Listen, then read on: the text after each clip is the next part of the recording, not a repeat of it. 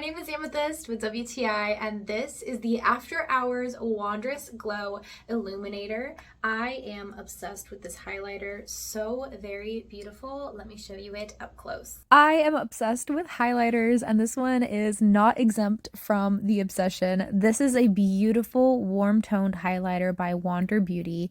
I love the compact. It is so cute and just so nice to hold. This is the After Hours color, and it has a wonderful amount of shine. It's just the right amount if you're looking to do glam or natural. You can really wear it up or wear it down.